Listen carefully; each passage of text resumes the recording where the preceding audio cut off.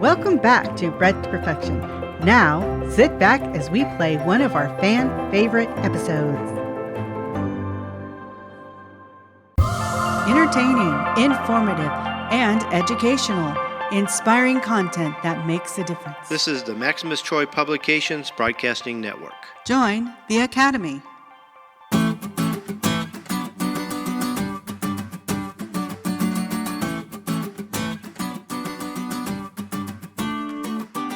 The Breeders Academy proudly presents Bred to Perfection with Kenny Troiano, a show for serious breeders. Whether you are looking to create a new strain or simply improve an old one, you have come to the right place. Daddy, I want more chicken. Oh, boy. Now, here's your host, Kenny Troiano. Well, hello everyone, and welcome back to another episode of Bred to Perfection. My name is Kenny Troiano, and this, my friends, is the podcast devoted to helping you become a better breeder and taking your strain to the next level. That's right, my friends. It doesn't matter if you are brand new to breeding or you've been breeding for many years. There is something all of us can do to improve our fowl for future generations.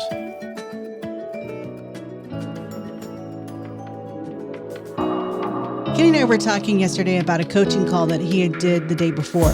Now, this member wanted to start up breeding as a fun project for him and his son. He was starting with fowl that weren't pure or unrelated, and he didn't actually know what the breed was or even the variety. Most likely they were just crosses. So Kenny, would you like to tell our listeners a little bit about what you told him to do? Yeah, he had a cock and a hen that he had gotten from a friend, and like she said, he didn't know what they were. He pretty much felt that they were crosses. They were definitely unrelated, the cock and hen. And he wanted to make a strain. He wanted to know where he should go next.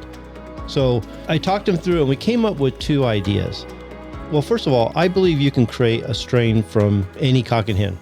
Now, whether they'll have the attributes that you're looking for or whether they'll represent their breed, that's one thing.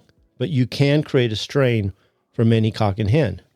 So we came up with a handful of ideas how he could go about creating a strain from that cock and hen. But I also gave him an alternative in that he had been in chickens a long time ago, but was restarting, getting right back into it with his son because his son was showing an interest, and it was something that him and his son were doing together. So he was really excited, and the son was excited.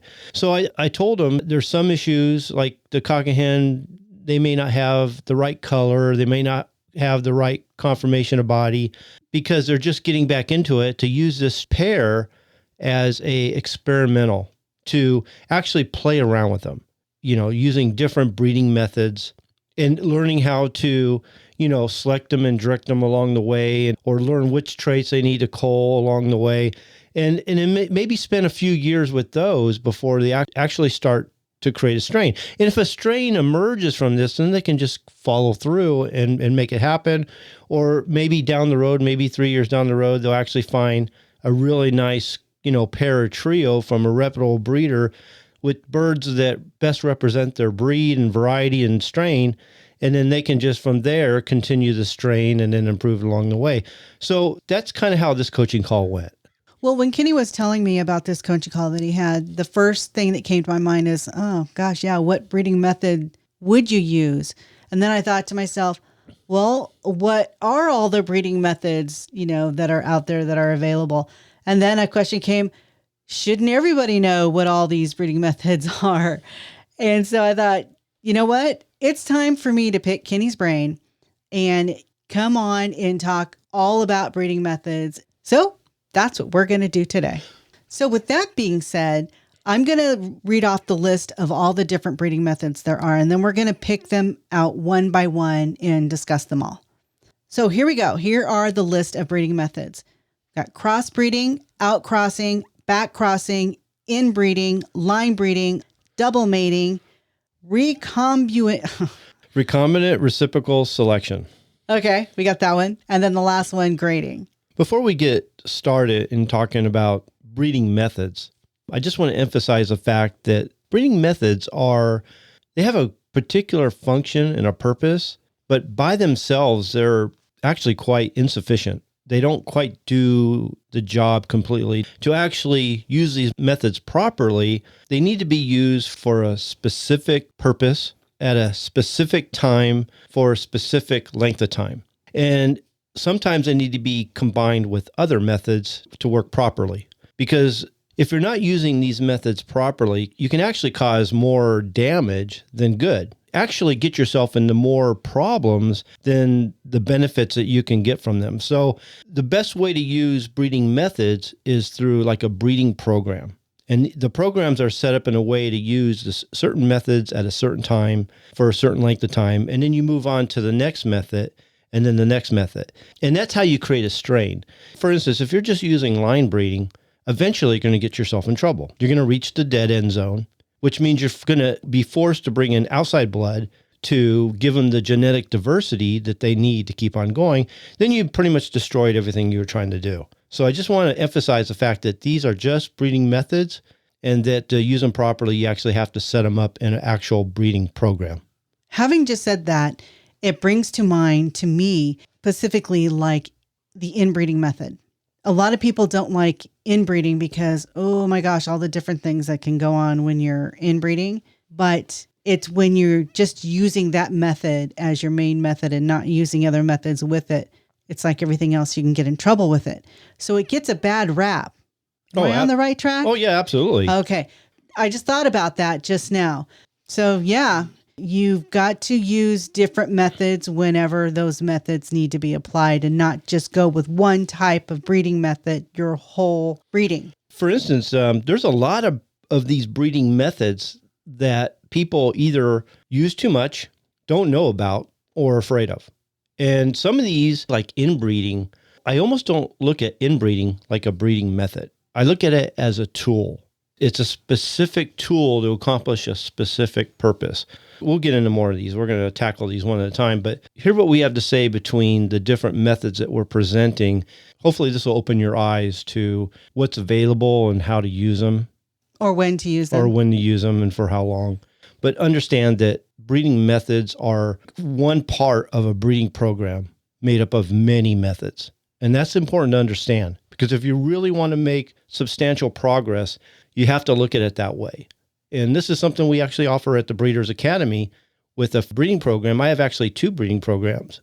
One that I call the Founders Program, which is designed to help you create a strain, improve a strain, and maintain a strain. And then we have another breeding program, which is called the Transformation Program, which actually takes mongrel fowl, mongrel flocks, and turn them into an actual purebred strain. You're basically transforming mongrels into something more uniform and more pure. Don't you have a maintenance program too? Yeah, that's part of the Founders Program. Okay. I also have one that I call the Improvement Program, which is a section of the Founders Program. And then I also have, like you said, not so much a maintenance, it's more of a preservation program, which is also part of the Founders Program as well. And that, folks, you can find at the Breeders Academy. By becoming a member, you can learn how to breed like the master breeders do too. Well, you can create the family that you desire. The family of your dreams. Yeah. All right, so let's begin with crossbreeding. Let's explain what crossbreeding actually is. Basically, crossbreeding is the breeding of two different breeds, such as like American Games, two-way sills. And there's many types of crosses like two-way crosses, three-way crosses, four-way crosses. What crossing isn't, and we'll talk more about this too, is a lot of people thinking if I breed my hatch to my sweater, that's a cross. That's not exactly a cross. They're both basically American Games, just different strains of American Games. So it's not considered a cross, like some people think. Crossbreeding is actually breeding like an American Gamecock to an A-Sill. That's what an actual cross is. So I have a question. So if you have a hatch and you have, what's another one? Okay, black-breasted reds. You have hatches that are black-breasted reds and you have other that are black-breasted reds and you cross those together. You're not necessarily doing an actual cross because they're both black-breasted reds, but they're just called two different names. That's what you'd call outcross. That's what you would call an outcross because they're of the same breed. Okay, well, we'll get to that one later then because we're talking about crossbreeding right now. How does it benefit your breeding programs or your breeding process? Crossbreeding really doesn't benefit anything. Well, basically, when they're crossing, a lot of people don't even know why they're crossing, but this is what they get. This is the benefits of crossbreeding is hybrid vigor. So you're getting birds that are bigger, better, faster, smarter, whatever. Basically, you're getting a bird that, let's say you take a asil with a American game hatch. Okay, and you cross them together. Now you're getting offspring that are, if you look at the asil and you look at the American game hatch, think of them as 100% of their potential. Now the offspring, because of hybrid vigor, now they go up to something like 120 to 130% of their potential, whatever they're bred for. Okay, it could be even egg production. The problem is you can't breed the hybrids. When you breed the hybrids, you don't go up in the scale of hybrid vigor, you actually go down. You don't even go down to the 100% that the original parents that created them, the original seed fowl created. You actually go down to something like 80% of their potential. So you get huge variations in the offspring, big, small, short, tall, big spectrum across all their characteristics and traits, whether it's physical or mental. So it makes the offspring very unpredictable. So whenever you're going to do crossing and you're going to produce offspring for a specific purpose, then you actually have to keep those birds, the original seed fowl, or the birds that are actually creating those crosses, pure. And then you're always crossing them and never breeding to the crosses. Well, however, hybrid vigor might be a very popular thing to do. At one mating, you're dead in the water. You're not really going to go anywhere from there other than backwards. If you breed to the hybrids. Right. Right. Those hybrid offspring aren't really meant for breeding. They're meant to be produced for a specific purpose. And every breed has their own purpose for those hybrids. Meat birds, Cornish crosses. As the Cornish cross is bred to a white Plymouth Rock, creates an offspring in the meat birds that are growing and gaining 5 pounds within 37 days nowadays. They're basically baby chicks. That's all because of hybrid vigor. That's not due to drugs or steroids or anything like that. Egg production. They're breeding sometimes, let's say, like a leghorn to a Rhode Island Red. Well, they're getting hybrid vigor that's going to allow those hens to lay more eggs each year and for multiple years. But they would never breed to those hybrids because they never would get what they want. They're never going to get what they think they're going to get. I don't care if this is domestic chickens, commercial chickens, or game fowl. It's still the same thing. You got to think of crossbreeding as a short-term plan. If you think of it as a long-term plan, it's only because of the actual parent stock that are creating those offspring, because those parent stock would have to be bred pure for the traits that you're looking for. They got to represent their breed and variety and all that stuff. Hybrids don't. Well, the crossbreeding method, is that where you normally start when you first obtain your seed fowl? Not on purpose. Okay. But, like for us with American Games, people are just getting into it. They're trying to buy a pair or trio to go into breeding. Many times, that's what they end up buying. They're buying crosses. Sometimes they don't even know it. Or they're buying pure fowl, but the fowl that they're buying, the cock and the hen, aren't related. So I would say the answer is yes and no. They are, but sometimes they either don't know it or there's nothing they can do about it and they're just forced into starting. And what they end up producing in the offspring are basically mongrels. Now, the word mongrel in some ways isn't really, I wouldn't say it's a bad thing. It just means that you have a bunch of birds all carrying different genes, different alleles, okay, which means when you breed them, they're going to produce all kinds of stuff. There's not going to be any uniformity. It doesn't mean that the particular birds are bad. They might have the proper conformation. They might have, some of them may have the proper color, but who knows what's actually in that genome of those birds. So basically, when you have a bunch of birds like that and they're all in one flock, you basically are raising mongrels.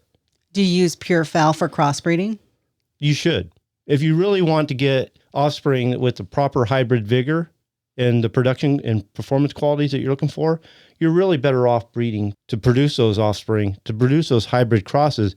The parent stock should be pure in their own form. Well, does crossbreeding improve mongrel flocks?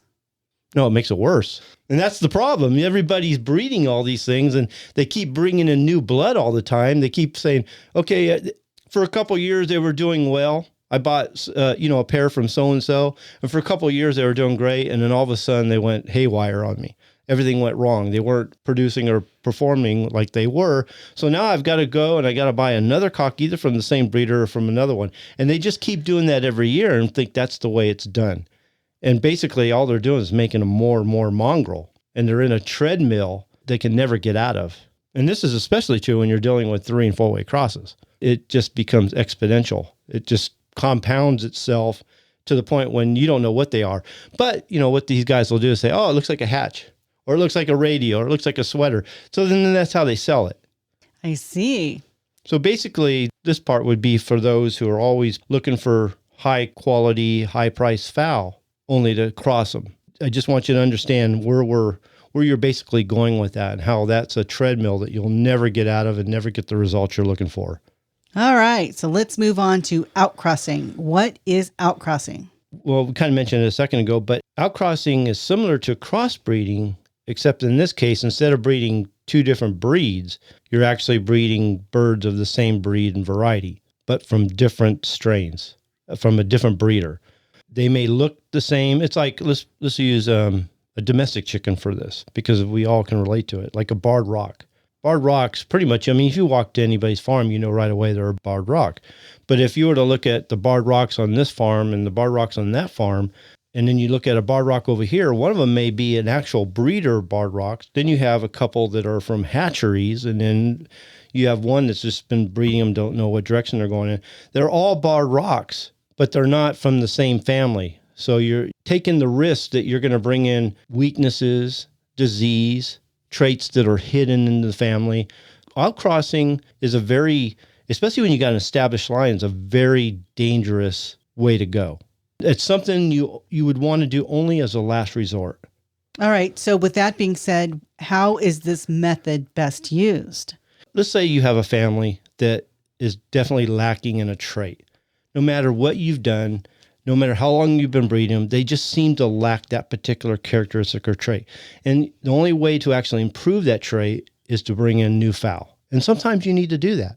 But if you're going to do that, you need to find the right breeder who's bred them well, has a good handle on the family, doesn't see a lot of problems and everything. Even with the best intentions, the best breeders, you always run the risk that you're going to bring in weaknesses or disease.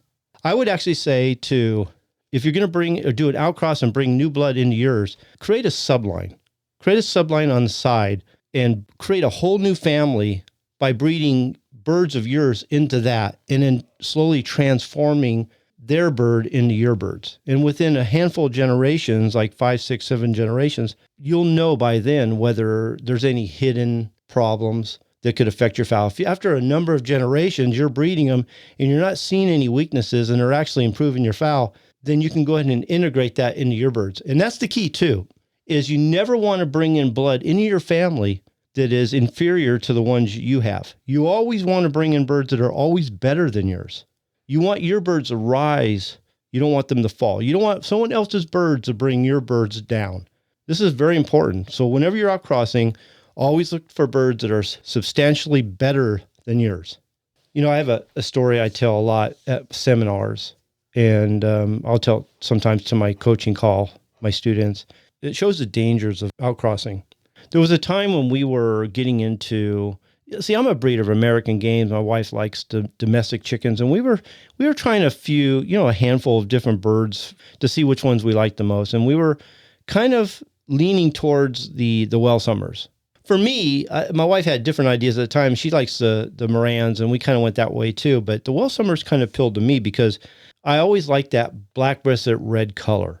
And the Welsumers have that. Even though they're domestic chickens, they have that. They have hens that are partridge, and the cocks were a black-breasted red color. So they had that sexually dimorphic trait that I like, okay? And on top of that, they laid these really dark chocolate brown eggs, which, I don't know, if you see those in your refrigerator next to some white eggs, it's striking. It's beautiful, okay? So they had a lot of things that I was looking for. So I was looking around for really good breeders where I could get my Welsumers. I didn't want to go to a hatchery, and I really wanted to start off on the right foot. So I started doing some phone calls, and everything I was reading, or everybody was directing me towards 2 people. One was on the West Coast, and one was on the East Coast. So I called up the one on the East Coast and asked her to, tell me about her fowl and the breeding tendencies and what, how long she's had them. Just give me an idea what we're dealing with here. And so she told me all about her fowl and how they were and how long she had them and their breeding. Everything was sounding good. And I asked her, and I asked all breeders this, what are the common defects that you get? I think every breeder should know what the common defects of their fowl are. And so she told me that she's getting white in the wings. I go, oh, wow. I go, that's interesting. And she goes, yeah, I wasn't getting white in the wings before, but I had infused a cock. I did an outcross. I borrowed a cock from someone else and brought him into mine to improve egg color because my egg color was starting to fade. And so I thought bringing a new cock into mine and doing an infusion, it would improve egg color. And then that's when I started getting the white in the wings. I go, okay. And just so you know that things like egg color, that's all can be improved through selective breeding and selecting for the birds that actually lay the darker eggs. You really, unless the whole family just lays whitish eggs and that's not what you want, and you're just not getting hens that lay it at all, then maybe outcrossing is the way to go. But if you're getting any birds laying the proper egg color, those are the ones you breed to. I would never bring in outside blood for that. So anyways. So what she should have done is kept a family off to the side that she didn't use that new bloodline in just in case this new cock was going to end up being a problem. Yeah, right? If she was going to go forward with the outcrossing, that's what she should have done. She should have created a subline and bred them separate for a while to see what traits were going to pop up instead of just breeding them right into your whole family. Or she could have done, like I said, just breed to the birds that actually express the darker eggs, and go from there. Those are her two options. And so I called the breeder on the West Coast, asked her basically the same thing. Tell me about your fowl. What are the common defects? And everything sounded good up until the common defects where she said, that I'm getting white in the wings as well. And I was like, wow, is this a trait that's common in well summers? Because I just talked to someone on the East Coast that said the same thing. And she was saying, no, she's got white in her wings because she borrowed a cock from me. So it shows you how dangerous. These are considered some of the top breeders of well summers out there. And so it shows you how dangerous it can be to bring in outside blood. And this is with any breed. I don't care if it's domestic, commercial, or game fowl. You always take a risk by bringing in outside blood into an established strain. Moving on to back crossing. What is back crossing? Back crossing is the breeding of the offspring back to one of the parents. And a lot of times this can be confused with line breeding. Depending on the breeding program that you're using and where you're at in the breeding program, some people would look at it as line breeding, but when it's actually back crossing. Basically, back crossing is used to acquire as many of the traits in the offspring from the original parents as possible. Let's say you have some birds, or you want to start a strain, let's say, and you buy a cock, a really special cock from a well-known breeder. He's got the right conformation, the right color, all the attributes you're looking for. He's good representative of his breed, and you want to create a family with him. And obviously, you're going to find the best hen you can find as well. But it happens to be the cock that you want to model the family after. So what you'd want to do is you want to breed that cock and hen and then take the best pullets and breed it back to the father. We're trying to gather as many of those traits from the father as possible. And then we may do it again, where the next year's offspring will breed back to that cock again. And I know it sounds like line breeding, but it really isn't. It's considered back crossing because of where we're at in the breeding program. The idea is to try to get as many of the traits from the cock, from that particular cock, as possible before we go into the next stage of our breeding program. And to discontinue the breeding as soon as we start seeing faults, any faults that are expressed, any traits, any lack in personality, conformation, defects that happen to be showing up. And whenever you're doing this kind of breeding, as far as the back crossing, you always want a stud mate. To a lot of people, it means single mating. Back crossing is all used to try to get as much from that cock as possible before you start really getting into creating a strain. So you are breeding the father to the daughter? Mm-hmm. First, you breed the cock to a hen, the best hen as possible that has all the attributes you're looking for. Right. And let's say the cock is the bird you want to model your family out of. The following year, you'd breed him to his daughters, to his best daughters. Not just all of his daughters, his best daughters. And that's where it stops. It can. If you're getting from there the offspring you're looking for, then you move forward. You stop the back crossing and you move forward from that point on. Then what would you breed those daughters to the next year? Or their offspring? What would you breed their offspring to the next year? Would it become a different method? I'm trying to tell you. Okay. Okay.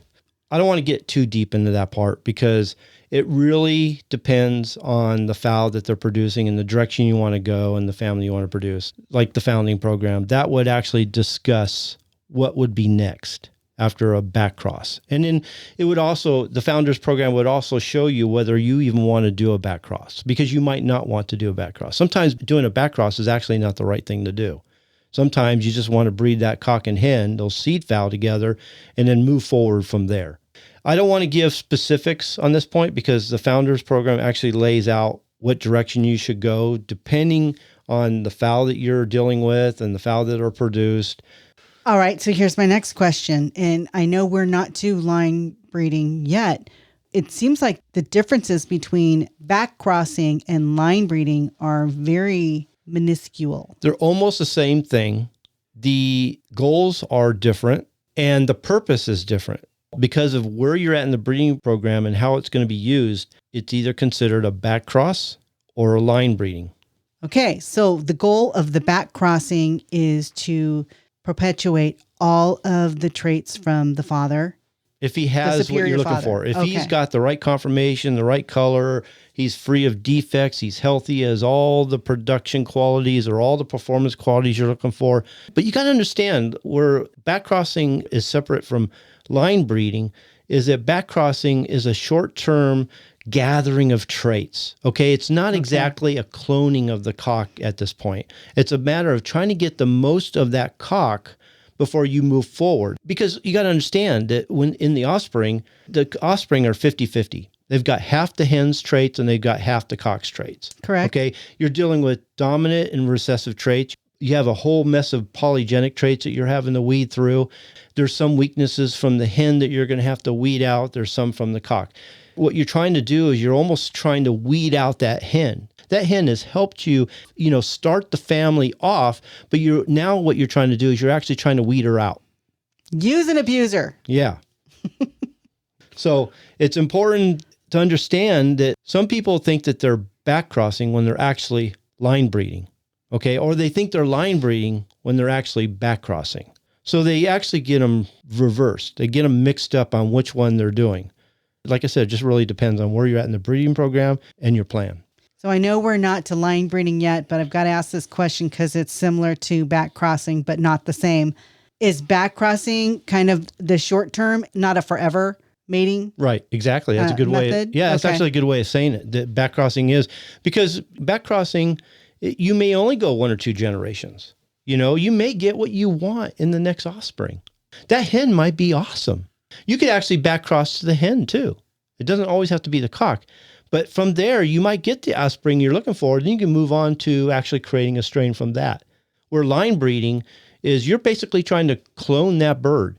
You're breeding him to his daughters and his granddaughters and his great-granddaughters, and you're trying to clone him. And then, we'll talk more about that. We're getting too much into line breeding. Okay. Well, but my question was answered, so that was good. I aim to serve. You always serve. All right. So on to inbreeding. What is inbreeding?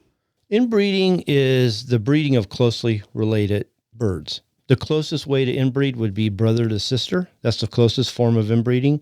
Now, my personal preference is if I'm going to actually do inbreeding is to go full force. I mean, there's a purpose for inbreeding. If you're going to breed aunt to nephew or uncle to niece, then all you're trying to do is trying to save the family, basically, because a lot of times that's all you have. Or you're scared to death of inbreeding and you can't commit to it, so you go around it.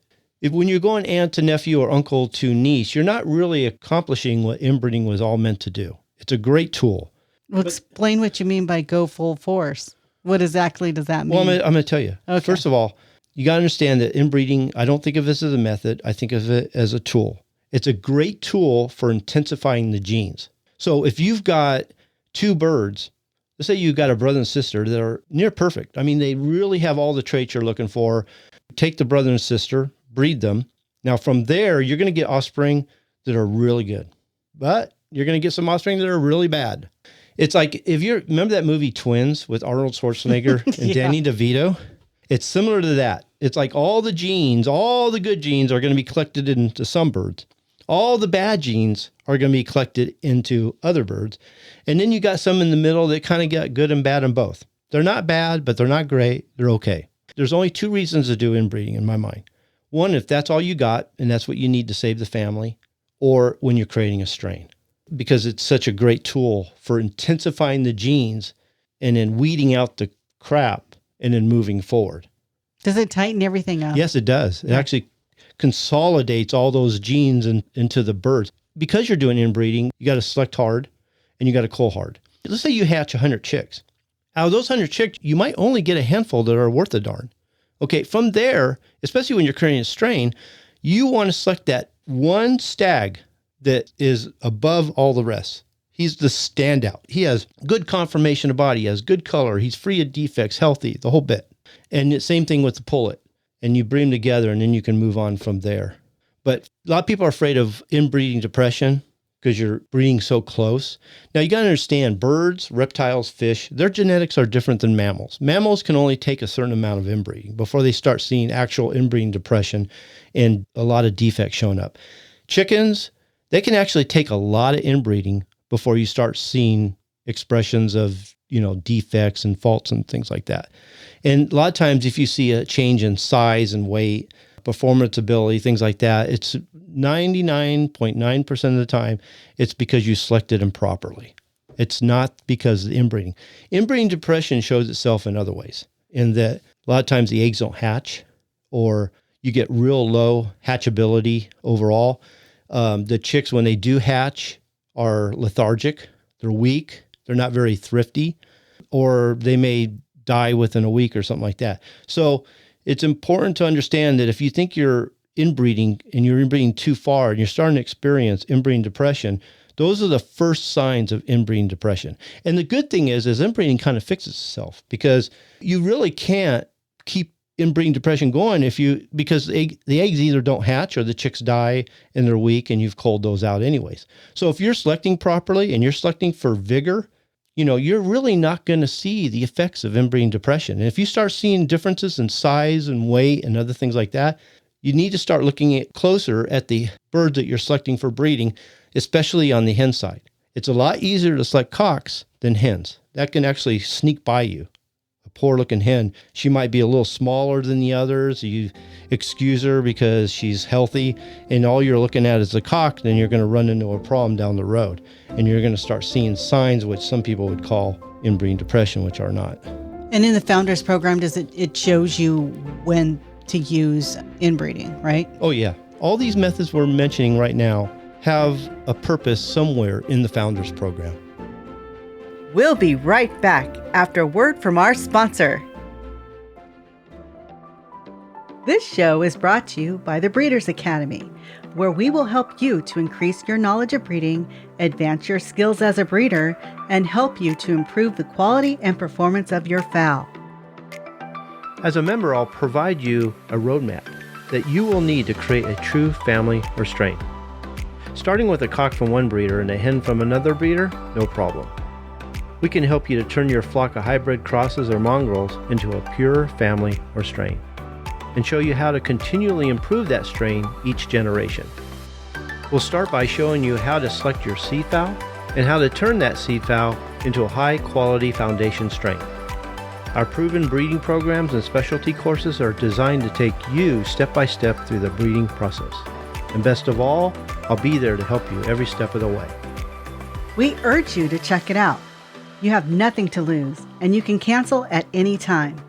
You also have a 30-day money-back guarantee. Simply go to www.breedersacademy.com to sign up. Becoming a member is a simple process. You start by selecting your membership level, enter your username, password, and email address. Read and agree to the terms and conditions, then click the PayPal button. Once you have entered your payment information, you will have instant access to the website.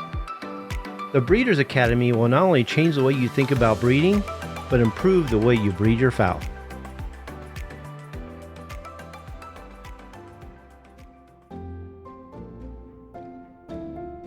Okay, so moving on to line breeding. What is line breeding? Basically, line breeding is a breeding to a common ancestor for multiple generations, such as breeding to the father to the daughter, father to granddaughter, father to great-granddaughter. and it's usually used to clone a bird. You would not want to breed or line breed to a bird, whether it's a cock or hen, that basically isn't perfect or darn near perfect. I mean, that bird, like I said, we're going to go over and over again, but it's got to have the right conformation. It's got to have the right color. It's got to be free of defects. It's got to be the best representative of its breed and variety and the strain that you want to create. So you're trying to clone that bird. You want to create more like him. And it's also important to understand that line breeding is not a method that you want to use like group mating or anything like that. You really do want to single mate your birds. You want to use like a stud mating system because you really do need to know who the parents are and what generation they are when you're doing a line breeding program. By itself, it's really insufficient. Being a big part of the breeding program that it is, you got to understand that breeding methods within a program is used for a specific purpose at a specific time for a specific length of time. Where I see most people fail when it comes to line breeding is they find a really good cock, they breed it to a really good hen, they produce really good offspring. Okay, so they breed that cock to his daughters. Okay, in the following year, everything's going good, so he breeds the cock to his granddaughters and then to his great-granddaughters. There's going to be a time when you're going to run in what they call the dead end zone. Either that cock's not going to survive eventually it's going to die, or you're going to get to a point when you reach like 7/8 or 15/16 of that particular cock, and you've condensed the genes in such a way that there's going to be a time when you start seeing faults. It's just the way it is. When you start breeding close bred like that, you're going to start seeing defects starting to express itself and other things starting to express itself.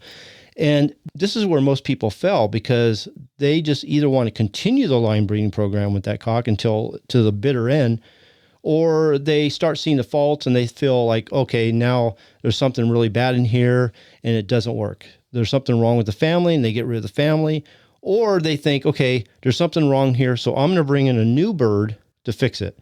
And they actually bring in outside blood, and then they destroy everything they worked so hard to achieve. And then they mess up the family and they got to start all over. Okay, so what are the downsides of line breeding? Well, like I said, breeding too long, well into the dead end zone, bringing in outside blood. The only other way they would fail in line breeding would be if they're not breeding to a superior bird. They really got to make sure that the birds they're breeding to are good representatives of their breed, and that each bird must have the complete package. But they also need to know when to stop and know what to do at the end. When they reach 7/8 or 15/16 of the blood, they need to know where to go from there without ruining everything they've done. So are you saying that you can actually have a few different breeding methods going on your farm at the same time? Oh, yeah. Yeah, totally, huh? Yeah. They're all in different stages of the breeding program. My God, how do you keep all that straight? You got to keep records. Okay.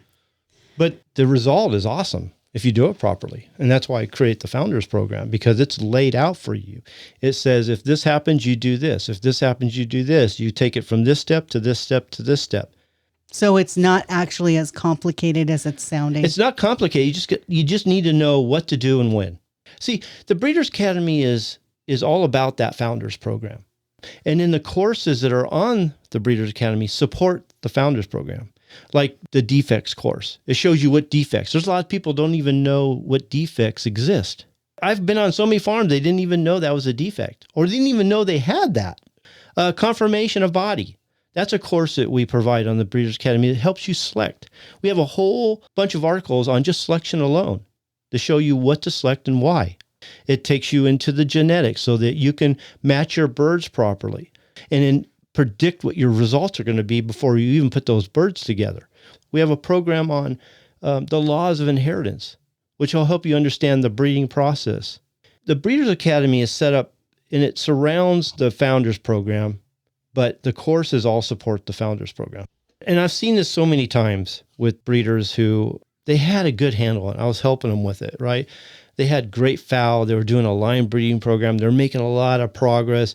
They reached the dead end zone and they panicked. And before I could stop them or help them, they'd already brought in new blood. Before I knew it, they ruined everything they had worked so hard to achieve. And then what they'll do is they'll say, line breeding doesn't work. There's no such thing as purity of blood. There's no such thing as a pure bird. They use inbreeding. They think the same thing, that they ran into problems and they think what they experienced was inbreeding depression, which was their own mistakes in the way they selected them. And they say inbreeding doesn't work. It's dangerous. You just got to really understand what these methods are, what their purpose is, and understand you almost have to look at them all as more of a tool. It's a spoke in a wheel. You're not going to line breed forever. You're not going to inbreed forever. You've got to move from one program or one method to the next. And when you get all done, you go run from one method to the next and you go step by step and everything's flowing like it should. That's a breeding program. For example, the tire is only going to have air in it for so long. It's eventually going to go flat. You're going to have to change things up, as you said about the wheel. I'm trying to absorb that one. I'm not so sure that's it. Eventually, because you're eventually going you're to going have to to put buy new a new air. tire. No, you're going to eventually have to put new air. So that doesn't work. No, well, you're going to have to change your method. That's what I mean. Not bring in a new source, not bring in a new So chicken. what's your method? Your method would be a new tire, right? How do you know that tire is related to the old tire? It might be it may not even fit the truck. You buy it at the same store. What if it's out of balance? It may not have the right conformation of body. What if it's a different color? I bought like 4 sets of them. So then when one had no more air, then all I had to do was put in the other set. Okay. Yeah. There you go. I don't know. Moving on to clan meeting. Anybody can make sense of that. Nancy and her analogies. Oh my God. So clan mating, moving on to clan mating. I've got a question about clan mating. We did talk about it just for a few seconds here. Do they all have to be of the same family? Yes. Okay. Clan mating requires that the family be the birds within the clan mating system. I don't like the word clan mating. I mean, Spiromating? It's called spiromating, clan mating, and I don't like those. I never use those terms. It's basically a rotational system, and I'll explain why in a second. But you got to understand that you can never bring in outside blood into a clan, or you got me using clan mating, into a good rotational system because all it takes is one bird to mess everything up. So a good rotational system is what I consider like a preservation program or a maintenance program. By itself, I don't really think that you're going to make a lot of progress in a good rotational system. It's very important. It has a specific purpose. I recommend it highly in a proper breeding program, but I would not just do a rotational system all by itself. The reason is you're going to make some progress from year to year in that you're going to keep a certain amount of birds. So selection is going to be a little more liberal in that you're going to have multiple birds within pens. So you're going to see a different range, a different intensity within the birds. So you're not going to be selecting like the best bird. You're going to have multiple birds in each pen. And the only way to really improve a family is through culling. Although culling is very important and it preserves a family, selection is what progresses a family. So let me explain how a good rotational system works. And that is you have at least 3 pens. Okay, let's call them red, blue, green. The first pen is red, the second pen is blue, the next pen is green. Okay, so depending on the kind of fowl you raise, I raise American game, so I would probably put one of my best cocks in, let's say, pen red. Put my best cock in pen, blue, and the other one in green. Each cock has, let's say, 10 hens each. These hens could consist of his mother, his sisters, his daughters. Everybody in the red family stays in the red family. Every year, you're going to move your best cock from the red family over to the blue family. And then the best cock from the blue family over to the green family, and the best cock from the green family over to the red family. And you're going to do this every year. Now, they're all related and everything, but the hens always stay within their color group.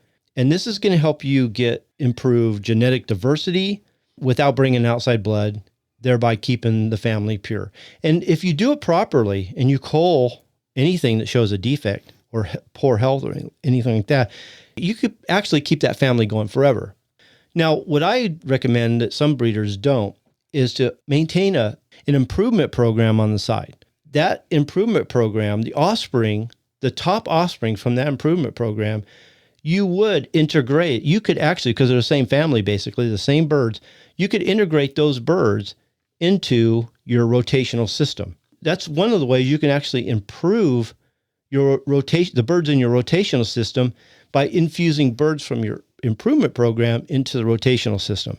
All this is in the Breeders Academy. And then I can always do coaching calls with my members and walk them through it and then show them the illustrations as we go. Or if I need to, I create new illustrations on the fly and I show them and then I enter them into the Breeders Academy. So did I hear you right when we first started talking about the rotational system method, that you don't use your very best cock on your yard for this? Yeah, I want to go back to that.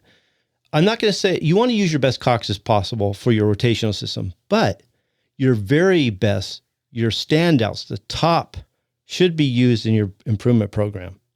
And in those improvement programs, are they single mated? Yeah, always. Okay. Yeah.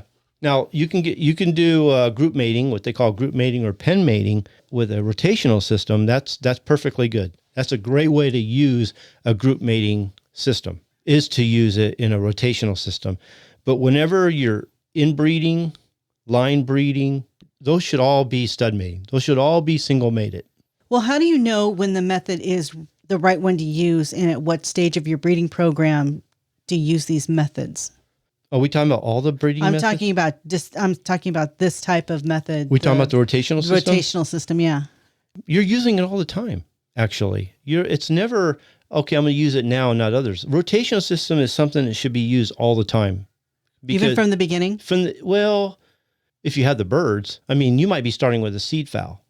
Okay. So let's say your seed fowl, you're in a transitional period because you've got your birds from your seed fowl. You're working towards a foundation. There's going to be a certain time when you wouldn't, I guess I can see where you're coming from.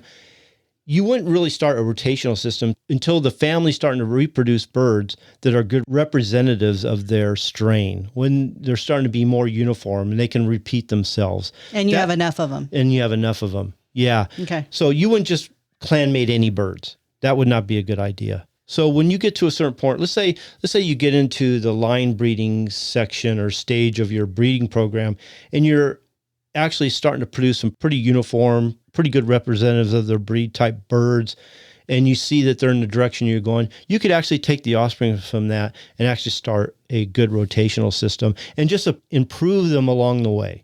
So yeah, you wouldn't do a clan mating or a rotational system right from the beginning. That wouldn't be good, because you're really going to be rotating mongrels at that point. You're not going to make the progress you think you're going to make.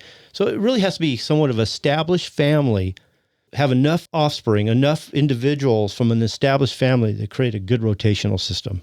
I'm glad you asked that. That's a good point. So are you thinking like maybe 3 or 4 years in? If you're selecting and culling properly and using the proper method, maybe even 5 or 6, and using the proper methods at the right time, then you're probably looking anywhere from 3 to 6 years, I would say. If you're starting with a family with a lot of faults, a lot of problems, it very well could be 10 years before you get to that point.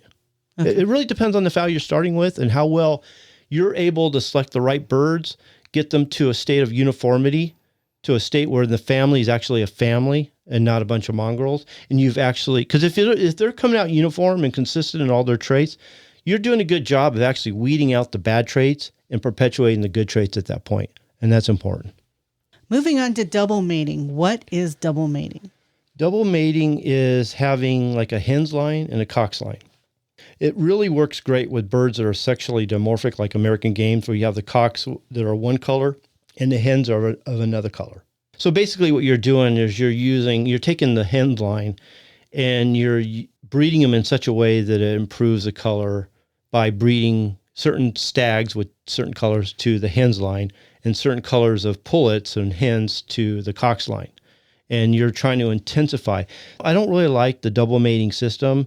Depending on the strain, like let's say red piles and birds like that, golden duckwings, they kind of require that you use a double mating system because they don't support themselves as it is. You actually always need to infuse a certain color into them to maintain their color. Like red pile, if you didn't keep adding the light red family into them or a dark red family like in the blood piles, you would actually lose the pile color. They would just fade away. They would almost fade to white and look just terrible. They just look muddied. So you would have to use like a double mating system for that kind of a bird. I actually believe that double mating system is for experienced breeders, not for the beginner, because you really got to know your bird. You got to know how to use it properly, double mating. You need to know your birds and their breeding tendencies and know when to add that other color or what bird to breed to that cock for the cock's line. Because a lot of times, let's say that hen that you're breeding into the cock's line to improve the cock's color, it's not a proper hen color. A lot of times it's not the proper hen color, but you know from experience that particular hen can produce the cock color that you're looking for. I don't believe this is one for beginners, but it does. For some breeds, it's actually required. And like I said, red pile is one of those where you really should be using a double mating system to get the results you're looking for. Question on that. You said that sometimes the cock will have the traits that the hen will need to have the right color. How would you know that? From experience. You'd have to do a lot of experimenting, a lot of breeding. Maybe you know a mentor that knows those colors and you might want to try it. It takes time to get to know your strain and how to produce the colors you're looking for. A little bit of trial and error? Yeah, first. Okay. Definitely. I mean, there's only a handful of breeders I know that can actually do that. Jack Dodd's the main one. He's a master at it. I mean, that guy wins shows like you wouldn't believe because he knows how to match his birds. Yeah, he's very good at it. You know, I don't have the patience for that. You know? Okay, did you already answer the question of, is this method more of a maintenance program? Which one's maintenance, method on double mating? Yeah, in some ways, I guess it is. Like the red pile, it's a constant maintenance program in that you're always either breeding one color into it or another to maintain that red pile color. Because if you just left it to its own and you bred the cocks to the hen all the time without adding new blood, so let's put it this way. It's like the red pile. You not only have to raise the red piles, but you have to raise light reds too, that you trust that you can breed into them that's going to get you the color you want. So you're always, every so many years, you're always adding something into them to maintain that pile color. So I guess you could say that it is sort of a maintenance program. I guess I never thought of it that way actually, but yeah, I guess you could look at it that way. You brought up something that makes me think. Do you always have to look ahead a couple of years to what you're doing now? I don't know if that makes sense of what I'm saying. Is planning 2 or 3 years in advance of what you're doing now, thinking, okay, in 2 or 3 years, I'm going to need to apply this method. Well, the Founders Program does that for you. It tells you what your next step is going to be. It tells you how long you're going to do a particular method and when you're going to change from that method to the next method. And then it tells you what method that is. If you want to look at any one of those methods where you're going to have to look ahead, well, obviously it would be line breeding. Because you're obviously going to breed him to his daughters. You know, next year you're going to breed him to his granddaughters. You're hoping that that breeding prior is going to produce the offspring you're looking for so you can carry on. So I would say as far as planning ahead, line breeding, definitely. But if you're thinking of it that way, then it's the breeding program where you're going to be looking ahead, not so much the methods by themselves.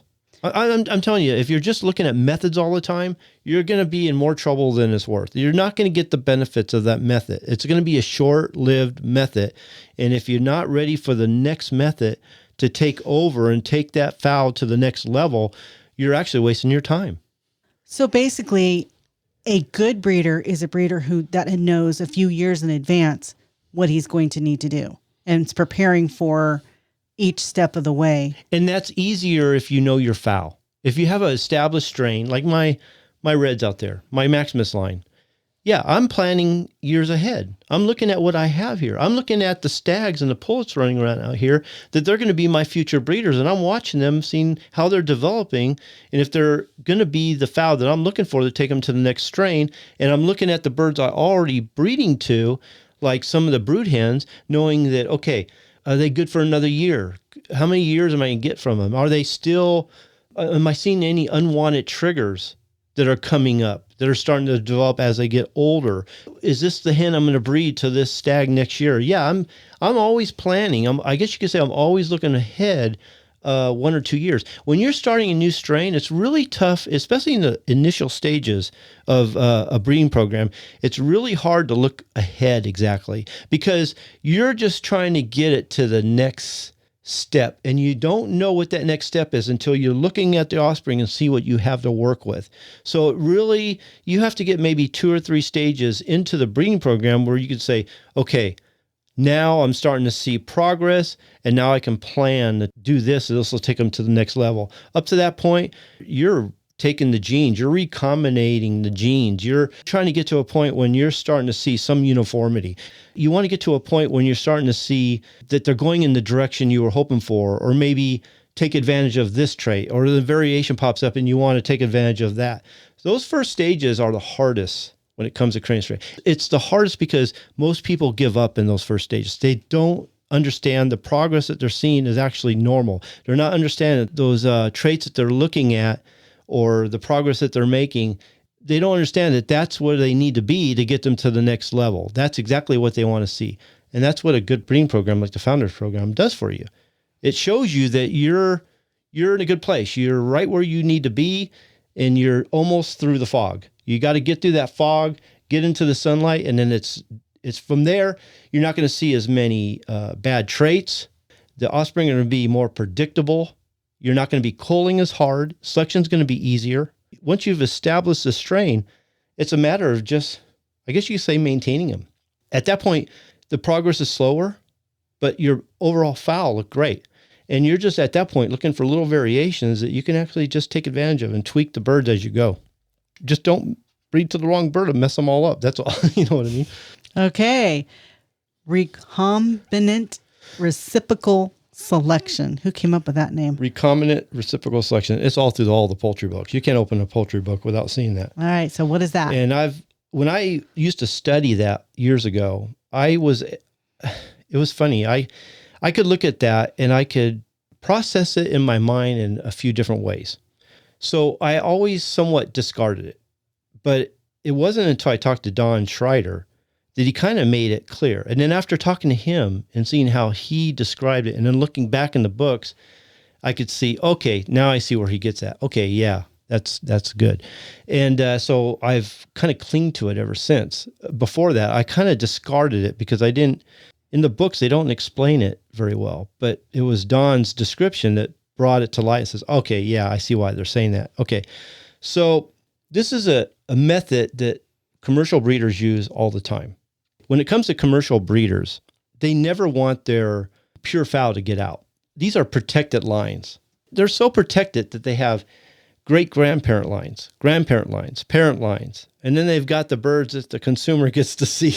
Okay, and this goes with meat birds, commercial egg producers. It goes with the birds that you see in the hatchery, the whole bit, okay? So basically, the company really controls the grandparent and grandparent lines.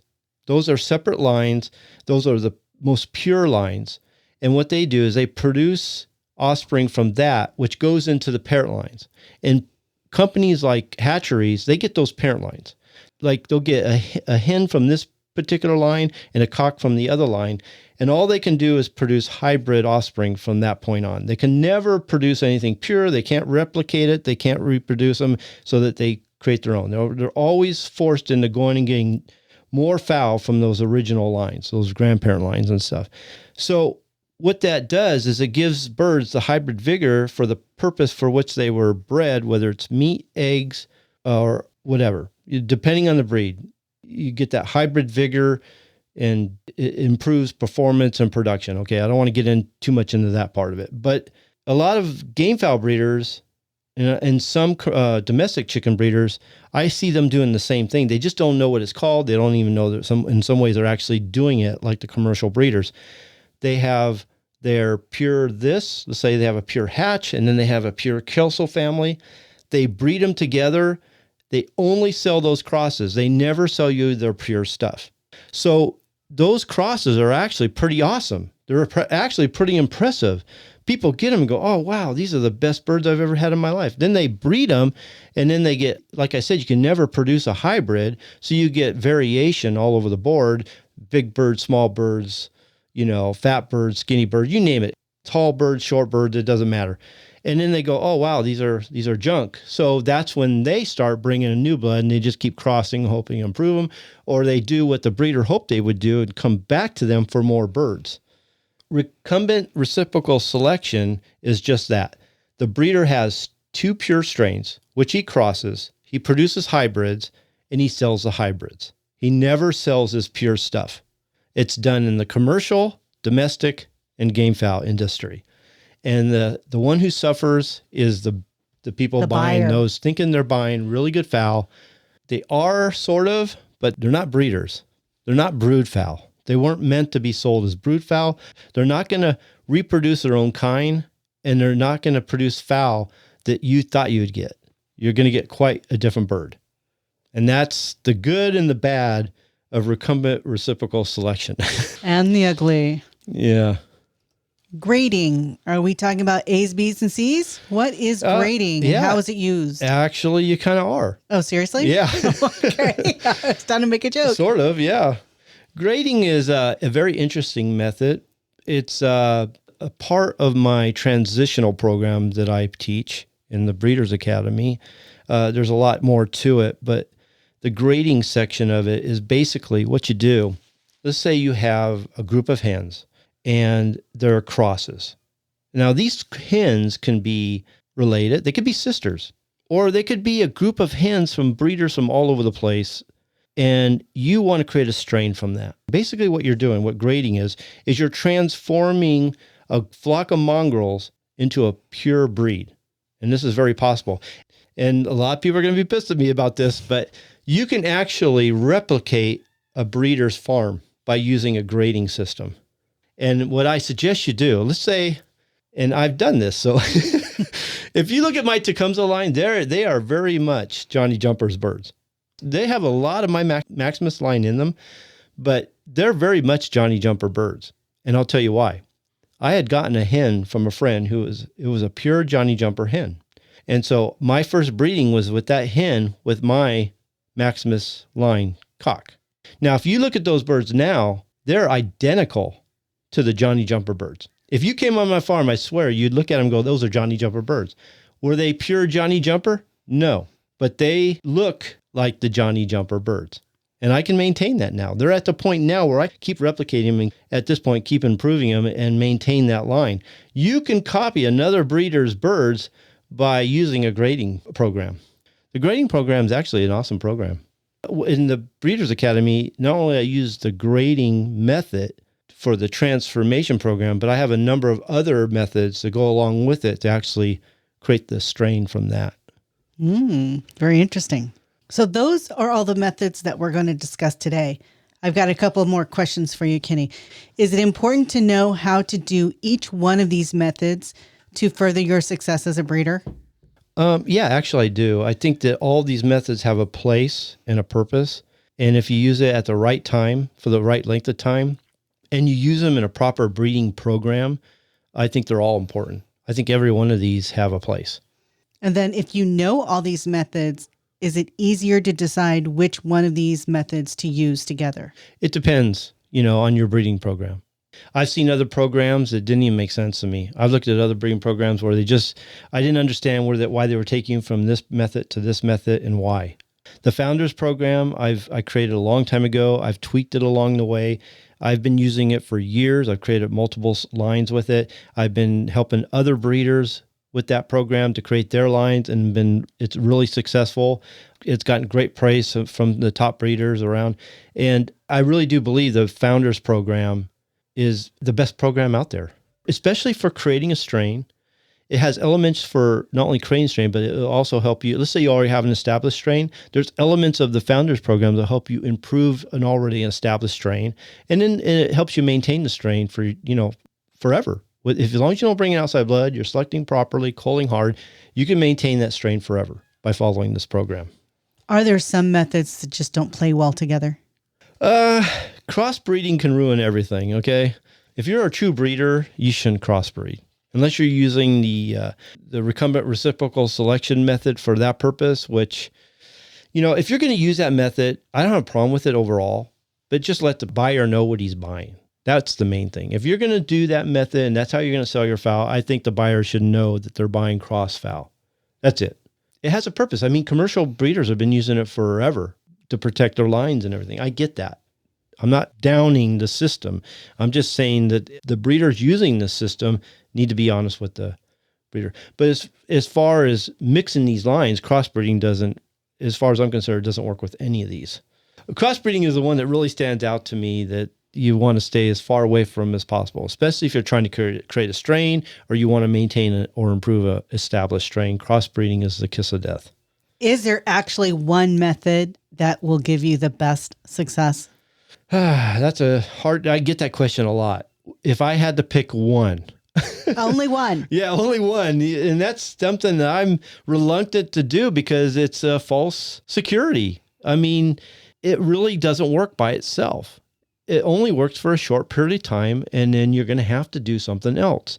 So I almost can't answer that, but if I had to pick only one, that would be line breeding. But I have to keep saying there's other programs that should be used along with that one, or you're going to get yourself in trouble. I will say this. This might even be better than line breeding. If you were just to pick one, the rotational system would probably be it.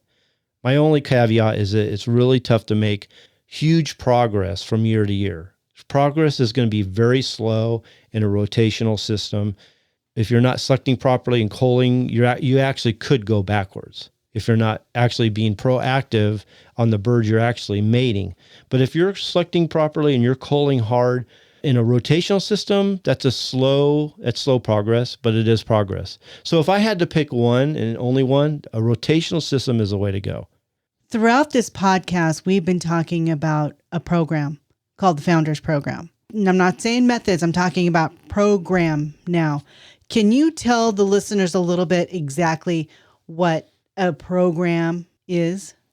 A breeding program uses multiple breeding methods for a specific purpose at a specific time for a specific length of time. It takes you step by step through the process to achieve what you're hoping, which should be creating a strain, improving a strain, or maintaining a strain.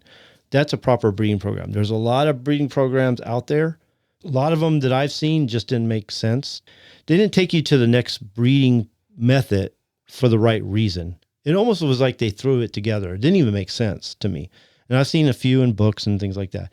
And the one I'm using is one that I've known a number of really great breeders. And I kind of did, I use this analogy a lot, where if you look at Napoleon Hill, who wrote a book on the science of success, and this is more about business and things like that. And he ended up later writing a book called Think and Grow Rich. And when he says think and grow rich, it could be anything. It could be, happiness. It could be money. It could be other things too. But he came up with a philosophy. What he did was he interviewed the top 500 people who were successful at what they did.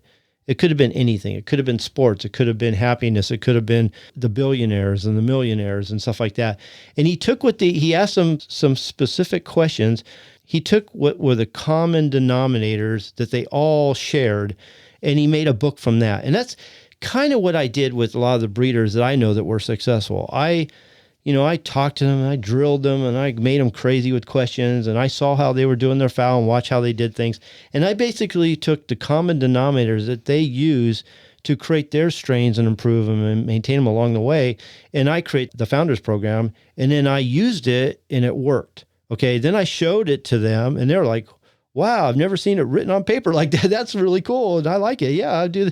I've tweaked it a little bit here and there, but that's basically what the Founders Program is. It's a breeding program for creating a strain. It's a breeding program for breeders who are starting like most of us start, in that they are not able to go to a high class or top breeder and get an expensive trio that are true to their word and honest birds. They're mostly getting crosses and mongrels from the best places they can, or whatever available, or whatever these breeders are willing to give them or sell them. And they're trying to create strains from them, and they're giving up because they're just not making the progress that they were hoping for. They weren't getting to where they wanted to go, and they were giving up. And this program helps those breeders. If you got what you feel are crosses, or you got mongrels, or you got a mixed group of birds and you want to create a family, you can do it with this Founders Program. I believe that you can create a strain from any cock and hen. And then the courses that are available along with the Founders Program will show you how to best do that, whether it's defects, conformation of body, the selection process, culling, laws of inheritance, genetics, you name it. They really help you in determining what birds to breed and why. Well said. And with that being well said, I think we are about to wrap it up. You're done drilling my brain? I'm done drilling your brain. For now. Did you get what you were looking for? Until tomorrow. Tomorrow is another day. Yeah.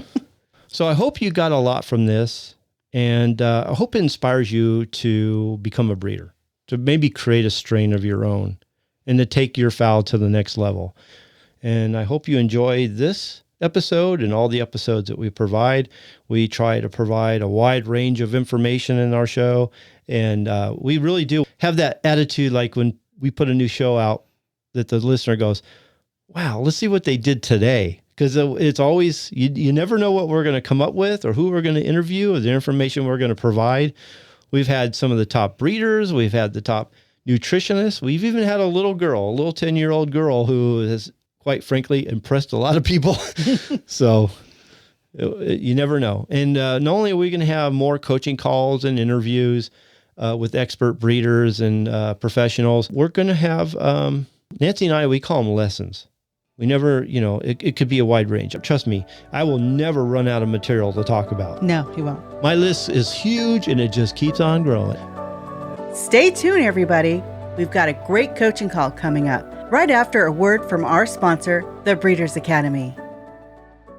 This show was brought to you by the Breeders Academy, where we will help you to increase your knowledge of breeding, advance your skills as a breeder, and help you to improve the quality and performance of your fowl. As a member, we'll provide you with the roadmap that you will need to create a true family or strain. I urge you to check it out. You've got nothing to lose, and you can cancel at any time. You also have a 30-day money-back guarantee. Simply go to www.breedersacademy.com to sign up. The Breeders Academy will not only change the way you think about breeding, but improve the way you breed your fowl. I hope to see you there. So let's get started.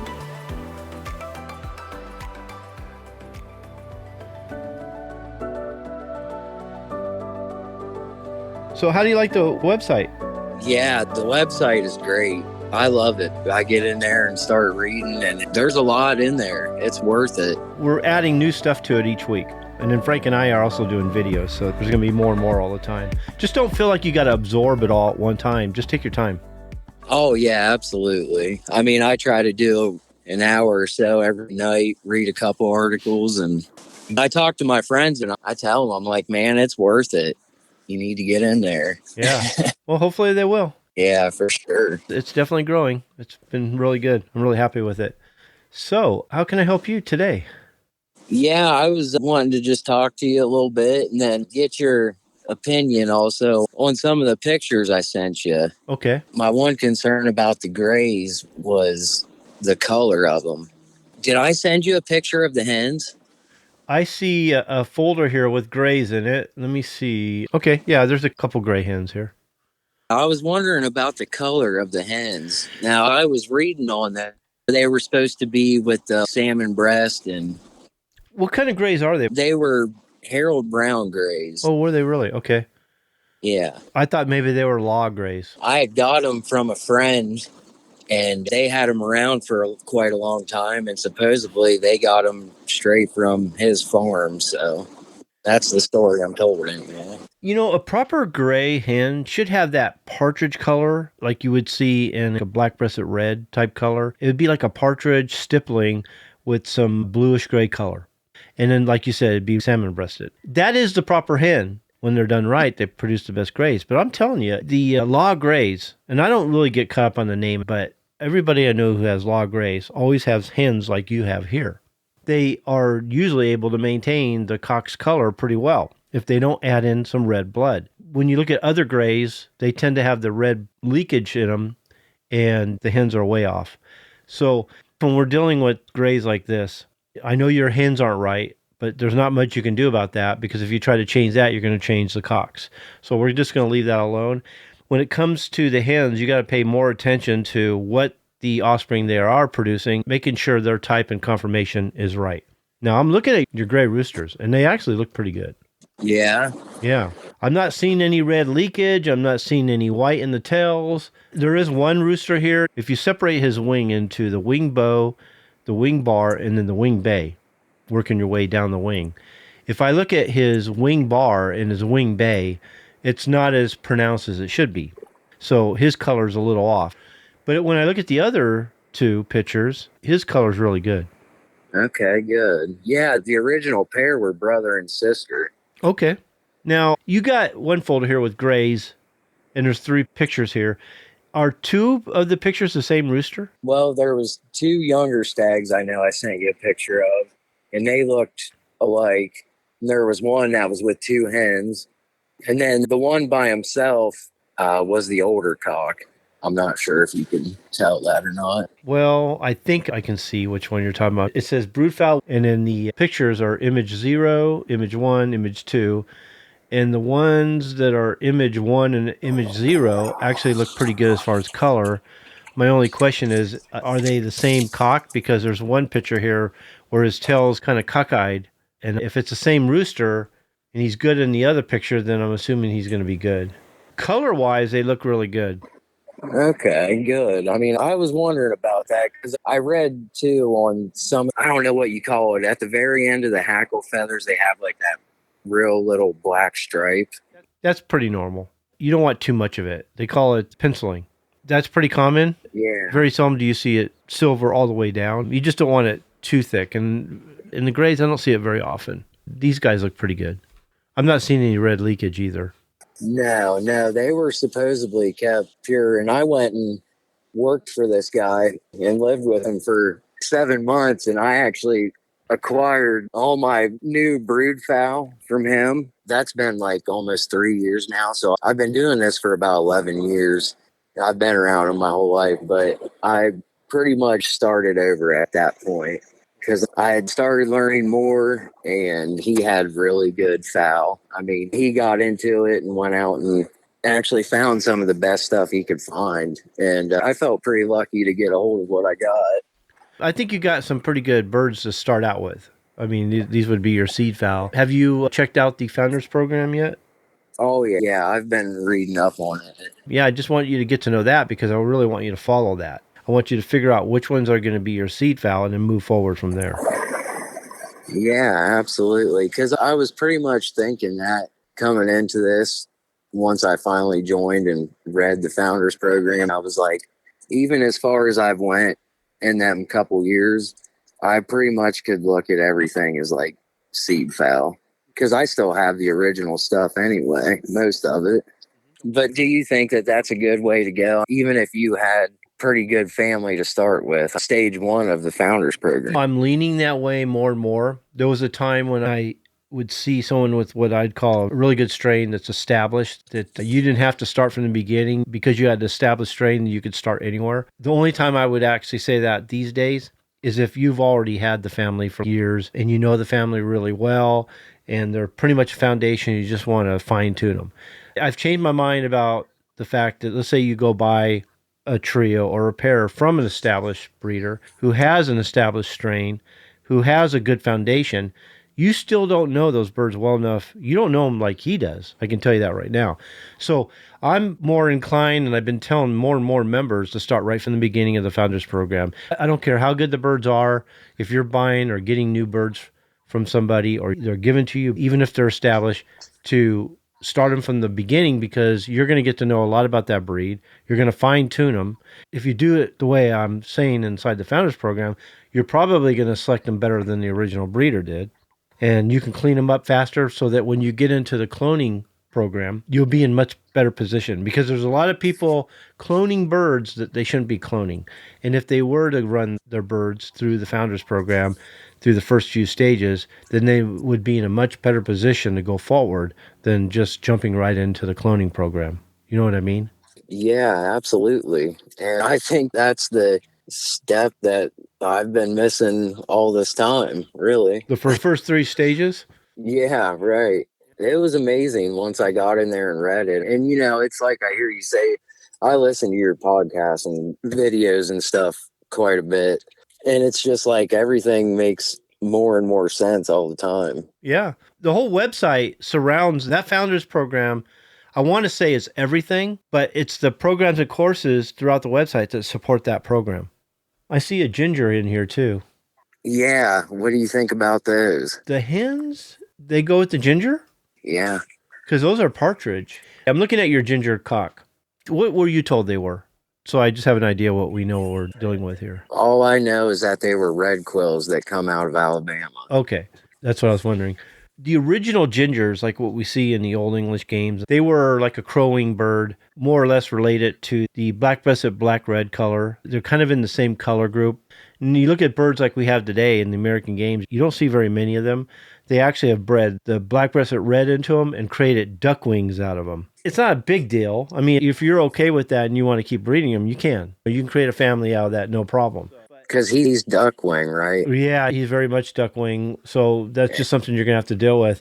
Okay, how are the hens related to him, to this rooster? The one isn't, actually. It's like the same blood. I actually had two friends that lived down there, and he had given the other guy red quill blood, and he bred it with some brown red or something. Anyway, he gave me one of the hens, and then I went back to my original friend there and also got a pure red quill hen. Now, that one would have been from the same line because he had got them and bred them into two separate lines. So the rooster and the one hen were actually from the same line. Now, I don't know what the relation would be because I got her like 2 years later. Oh, I see it. So the hen that's in the same picture as him, that's the hen we're talking about? Yeah, I believe so. Okay. And it looks like it too, actually. So I wouldn't breed that rooster to those other two hens. I actually like the hen that goes with him. Her color is closer to what she should be. Not exact, but closer. And I do like her conformation better. Now, what's the relationship? Are they brother and sister? No, they wouldn't be brother and sister. No. Okay. That would be your seed fowl. I like the cock. I like his conformation. I like everything about him. He's a ginger type bird, but he's basically a ginger that's a duckwing. Okay. I don't know if you're going to be able to change that. Oh, I don't think you're going to be able to change that. Right. Because that's a recessive trait, and the crowing is a dominant trait. But I do like the hen that came with him because she's got pretty good conformation from what I can tell in this picture, and the color is closer. Okay. I would not breed him to those other two hens. That's actually going to set you back. Okay. They're going to take away from that ginger color. And I think the other hen's conformation's better. So I can actually improve that color some. You can through selection. I always tell people the same thing. You probably hear it from me a million times is hatch as many chicks as you can afford to manage. I can recite that in my sleep. But it's true because it's going to give you a better selection. And then you can cull hard without feeling like you're culling all of them. I think you're starting out pretty good with these birds. I think the conformation and type is pretty good. The color can be better. You can work on the color, but always have it in your mind that you're going to be always selecting for the complete package as much as possible. The more chicks you can produce by putting the eggs under other hens, hatching them in incubators, doing whatever you can to get more chicks is going to help you get that selection you're looking for. Treat them as seed fowl. Put them through the stages of the Founders Program. Here's the deal, too. I do think the rooster's conformation is really good. I like his tail. I like everything about this guy.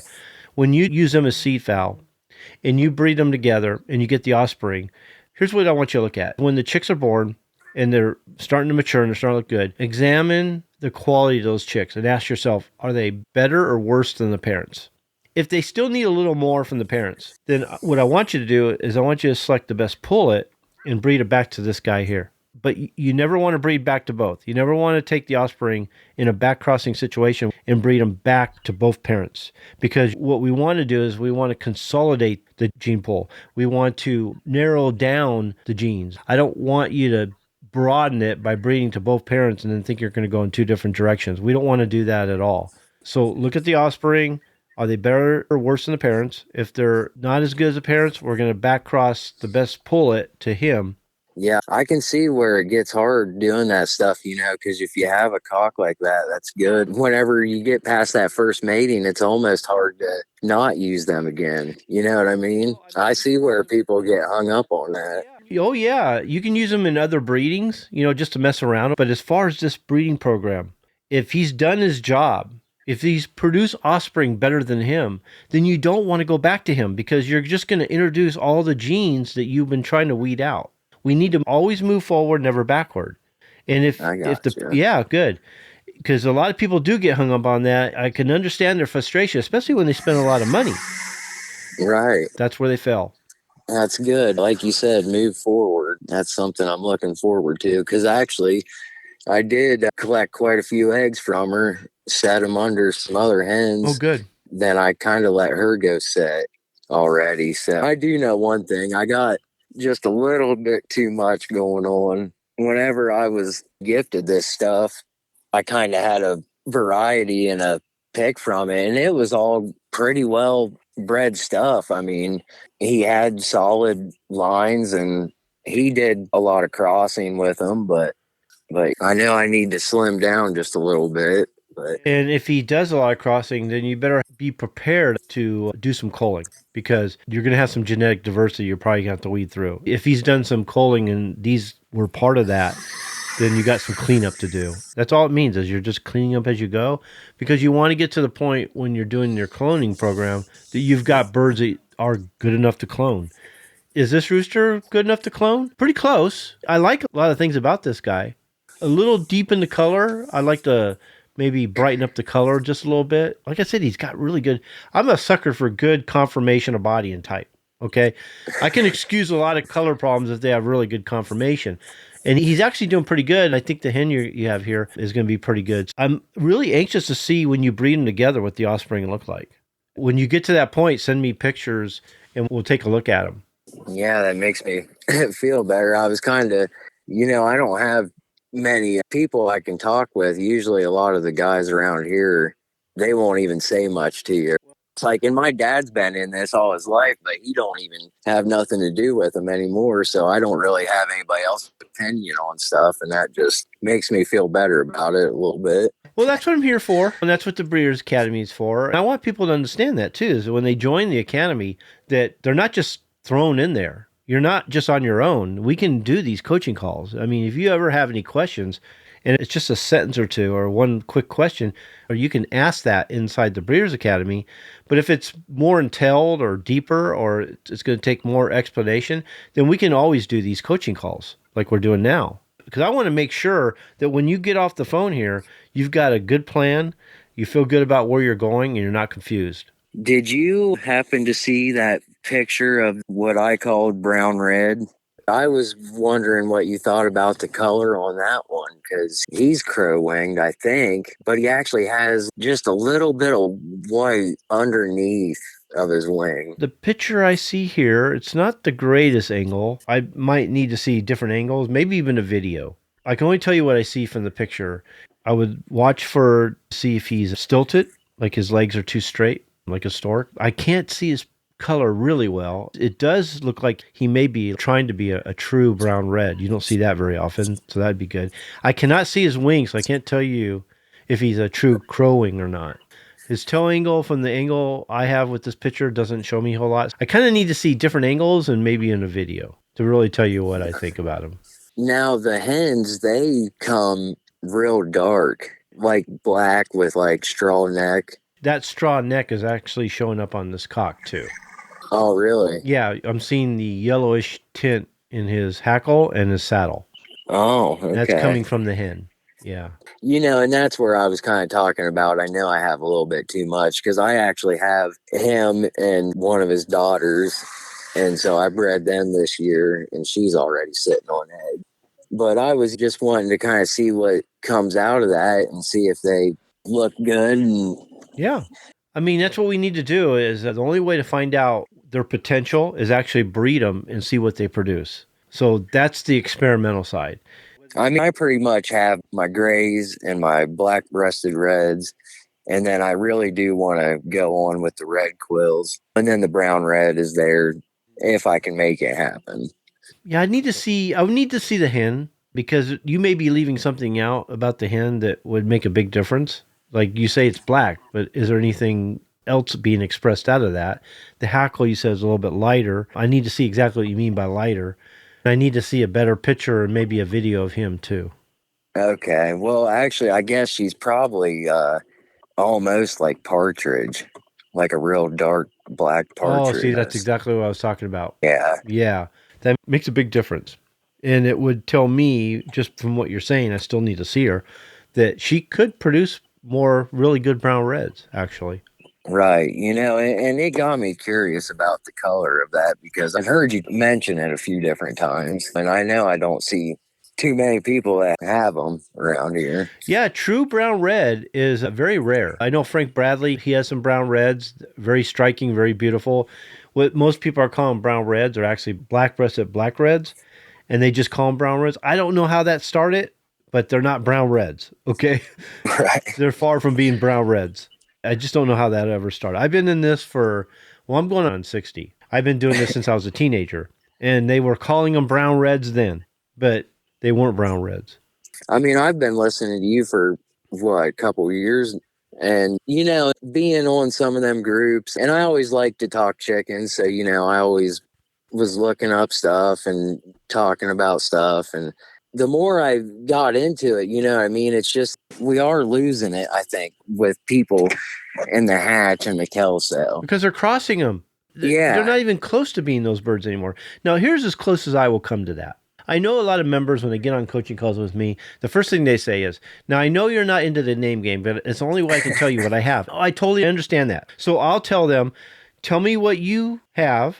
Tell me what you think they are. Tell me what you were told they were, and we'll go from there. Because I understand, unless we come up with a common language here, we're not going to know what to say. My only caveat to that is once you start breeding them, you start going through the selection process or adding new blood and putting them through a selection process. Now they're yours. That name goes away right away.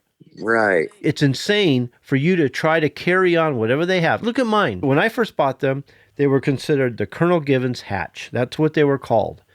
After a few generations, I could see they changed quite a bit. No longer did I call them Colonel Givens or hatch, and everybody was giving me a hard time about it. How can you sell them as something else when they're Colonel Givens? Is anybody going to buy them or want them if they have just some other name on it? People want the Colonel Givens. And I said, well, I'm not attaching myself to that because they are no longer Colonel Givens. They are mine. They're different from everybody else's birds. And for me to hold on to that Colonel Givens name is not right, and it's not responsible. I'm fooling myself and everybody that I'm associating with. There was a long time there when I started calling them the Maximus line that I was getting attacked, or they were saying, okay, fine, you call them Maximus, but what are they really? And I would say, all I can tell you is when I very first got them, the originator, I got them from Colonel Givens, but they're different from that now. And I don't cling to that. That's the closest I would come. And now I don't get attacked anymore. Nobody questions me. Nobody makes a big deal about it. Everybody knows they're the Maximus line now. I had to retrain everybody, I guess. Yeah, and that's what I did kind of notice by what a couple people said. I could see there was a couple people that, thinking the same thing I was. Right. I can see some people are coming around for sure. It's just then I go over to my one friend's house and I try talking to him, and he's like, I'm going to cross this with this and cross this with that. And I'm just like, oh, man. And they just don't have the information you have in your head. Right. After being on the Breeders' Academy, you can see the logic in this, what we're doing. You can see the difficulty or the problems associated, or the conflict associated with what he's doing. It's just insane. But you're never going to change his mind until he can see it. Absolutely. And when you start breeding them and you start creating really good birds and they're coming out really good, and he walks over, what'd you do to them? What'd you put into them? Nothing. I'm just following this program. I'm doing this and that, and this is how they're coming. I'm just selectively breeding them. It's like my Maximus line.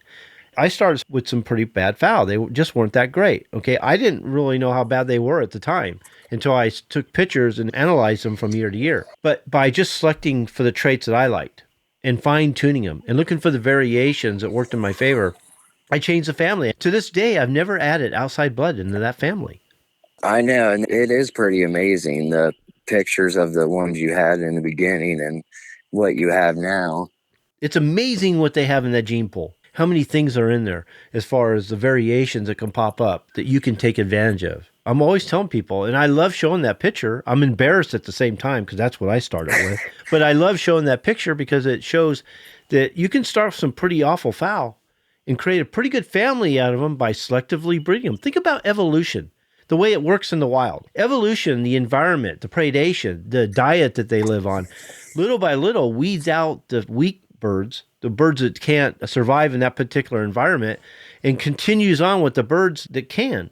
And for various reasons, they survive. Before you know it, you have a completely different bird. Yeah, That's what I did. absolutely. I wish I'd get more people in the Breeders' Academy and wake them up. Maybe we'd make more progress. Yeah, Because there's some serious paradigms out there. There's some serious issues, the way people are thinking, that's holding them back. And they don't realize that they're being held back. right. If they just really understand how the process works and the way we explain in the Breeders' Academy and the way the Founders Program is laid out, it would change their world. I always say it. The Breeders' Academy not only changes the way you think about breeding, it changes the way you breed your fowl. It's a slogan, but it's true. It's the way I feel about it. Yeah.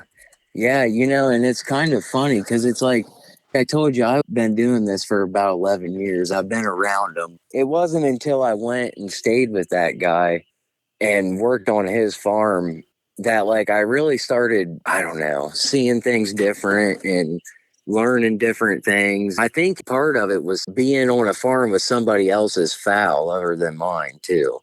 You know what I mean? I seen how different they were acting and how good they were acting. And anyway, and then it was headed in that direction of wanting to make my own families and have my own lines. And then it was like, then I found the Breeders' Academy. And I was like, wow. I got in. I mean, I listened to you for a while, but then I was like, all right, I just got to get in there. Just do it. Uh-huh.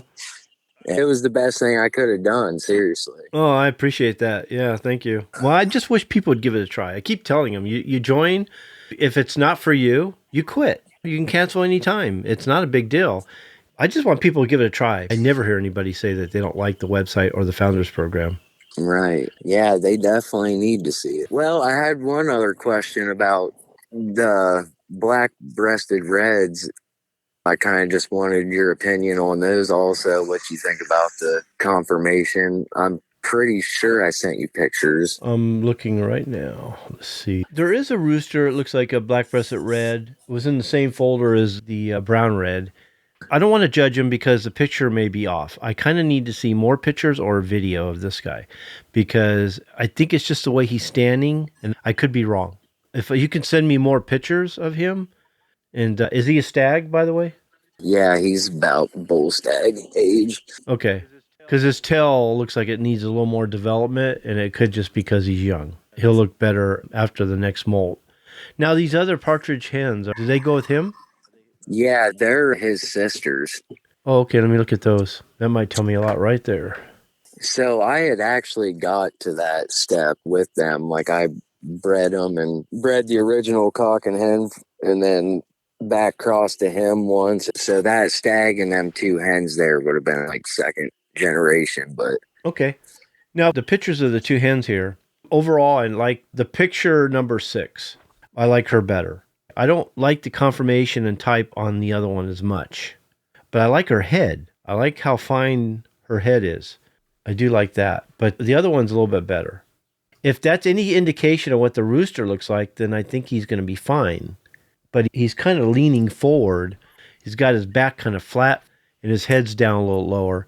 So I don't have a really good picture of him to be able to say, yeah, he's awesome, or yeah, you got a problem, because it just very well could be that he's just maybe walking or doing something. I just like to see more before I actually make a judgment. But I do like his head. He's got some angulation in his legs, which is good. I can't see his feet, so I can't tell how his toes are or anything. he's not duck-toed. So yeah, and his tail could be fuller, but it's just maybe because he's young. That could change too when he gets older.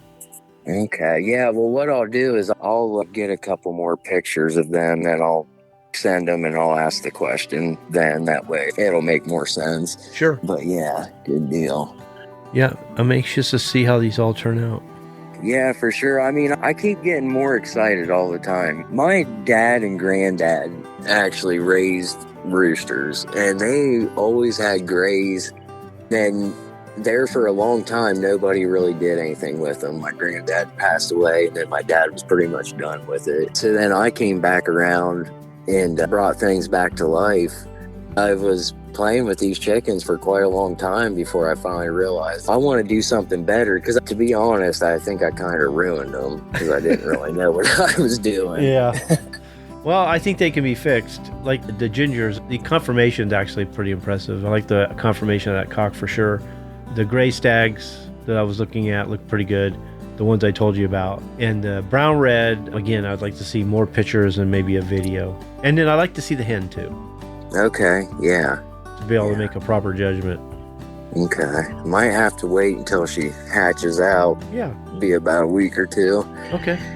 Well, good. I think that might be about it. I think we pretty well covered everything. We can always do another coaching call later down the road. Just write down your questions and we'll just tackle them one at a time. For sure. Well, I appreciate you a bunch. That's a pretty good deal you got in there, man. Like I said before, I was thrilled to get in there, really. Once I started reading the information, I just took off with it. Did you find those Start Here pages useful? Oh, yeah. Yep, I pretty much started there and went through a lot of that. Then I started hitting a lot of the stuff that I was interested in. And right. Perfect. Yep, that's the way to do it. good deal. Okay, Jordan, I guess I'll let you go. And like I said, if you have any more questions, write them down. We can always schedule another call. All right. Thanks, Kenny. I'll talk to you. Oh, no problem. I appreciate it. Thank you. Okay, thanks for listening. Yes, thank you again for joining us on the Bred to Perfection podcast show. This show was brought to you by the Breeders' Academy, where by becoming a member, you can increase your knowledge of breeding, advance your skills as a breeder, and take you and your fowl to the next level. We can also show you how to create a strain from hybrid crosses or mongrel flocks, and help you to create, maintain, and improve your present strains. We urge you to check it out. You have nothing to lose, and you can cancel anytime. You also have a 30-day money-back guarantee. To join us at the Breeders' Academy membership website, go to www.breedersacademy.com. To become a member is a very simple process. You start by clicking on the registration button and selecting your membership level. Enter your username and password and email address. Read and agree to the terms and conditions, and click the PayPal button. Once you enter your payment information, you will have instant access to the website. Best of all, I'll be there to help you every step of the way. While you're checking out the Breeders' Academy, make sure to sign up for our newsletter, The Breeders' Bulletin. We provide a lot of free bonus materials and some great information that will take you and your fowl to the next level. Also, make sure to subscribe to our YouTube channel, Kenny Troiano, and click on the bell so that you are notified of all future podcast episodes and videos. You can find our show, Bred to Perfection, on Apple Podcasts, iTunes, Google Podcasts, Spotify, Overcast, Luminary, and iHeartRadio, or wherever you find your favorite podcast shows. Well, that's it for now. We hope you join us next time for another episode of Bred to Perfection. We'll see you later. Bye. If you are enjoying the show and would like to learn more, I encourage you to join me at the Breeders' Academy. By becoming a member, I can help you to achieve the competitive advantage.